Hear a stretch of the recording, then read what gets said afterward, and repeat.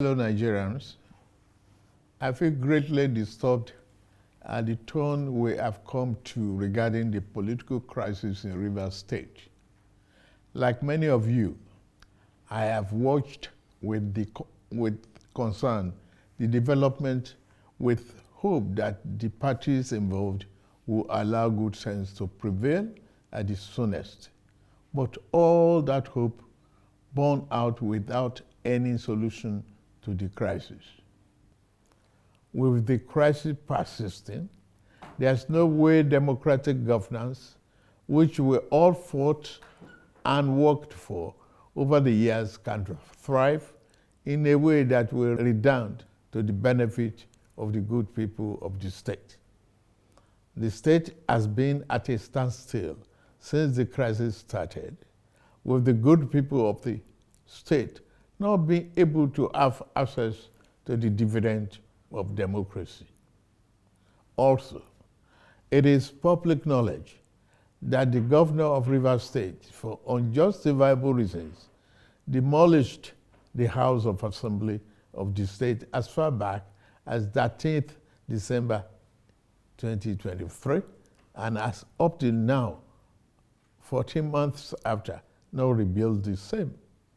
I have made personal interventions between the contending parties for a peaceful resolution of this crisis, but my efforts have been largely ignored by the parties to the crisis. I'm also aware that many well-meaning Nigerians, leaders of thought, and patriotic groups have also intervened at various times with the best of intentions to resolve the matter. But all the efforts were also to no avail. Still, I thank them. On February 28, 2025, the Supreme Court, in a judgment in respect to all about 8 consolidated appeals concerning the political crisis in Rivers State, based on several grave unconstitutional acts and the disregard of the rule of law that has been committed by the governor of Rivers State, as shown by the evidence before it, pronounced in very clear terms. And I quote, "A government cannot be said to exist without one of the 3 arms that make up of the government of a state under the 1999 Constitution as amended. In this case, the head of the executive arm of the government has chosen to collapse the legislature to enable him to govern without the legislature as a despot. As it is, there is no government in Rivers State," and I quote. The above pronouncement came after a catalogue of judicial findings of constitutional breaches against Governor Siminalayi Fubara. Going forward in their judgment, and having found and held that 27 members of the House who had allegedly deflected, and I quote, "are still valid members of Rivers State House of Assembly and cannot be prevented from participating in proceedings of that House by the 8th respondent, that is the governor, in cohort with 4 members," and unquote. The Supreme Court then made some orders to restore the state to immediate constitutional democracy.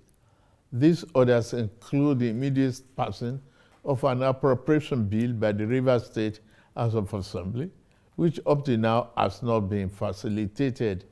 Some militants had threatened fire and brimstone against their perceived enemies of the governor, who has up to now not disowned them. Apart from that, both the House and the governor have not been able to work together. Both of them do not realize that they are in office to work together for the peace and good governance of the state. The latest security report made available to me show that between yesterday and today, there have been disturbing incidents of vandalization of pipelines by some militants without governor taking any action to curtail them. I have, of course, given stand order to the security agencies to ensure safety of lives of good people of Rivers State and the oil pipelines. With all this and many more, no good and responsible president will stand by and allow the grave situation to continue without taking remedial steps prescribed by the Constitution to address the situation in the state, which no doubt requires extraordinary measures to restore good governance, peace, order, and security. In these circumstances, having soberly reflected on and evaluated the political situation in Rivers State, and the governor and deputy governor of Rivers State, having failed to make a request to me as president to issue this proclamation as required by Section 305, Paragraph 5 of the 1999 Constitution as amended, it has become inevitably compelling for me to invoke the provision of the Section 305 of the Constitution of the Federal Republic of Nigeria, 1999, as amended, to declare a state of emergency in Rivers State with effect from today, 18th March, year 2025, and I so do. By this declaration, the governor of Rivers State, Mr. Similaye Fubara, his deputy, Mrs. Ngozi Odu, and all elected members of the House of Assembly State are hereby suspended for an initial period of 6 months. In the meantime, I hereby nominate Vice Admiral Eboket Ibas, retired, as administrator to take charge of the affairs of the state in the interests of the good people of Rivers State. For the avoidance of doubt, this declaration does not affect the judicial arm of Rivers State, which shall continue to function in accordance with their constitutional mandate. The administrator will not make any new laws. He will, however, be free to formulate regulations and may be found necessary to do his job, but such regulations will need to be considered and approved by the Federal Executive Council and promoted by the President for the state.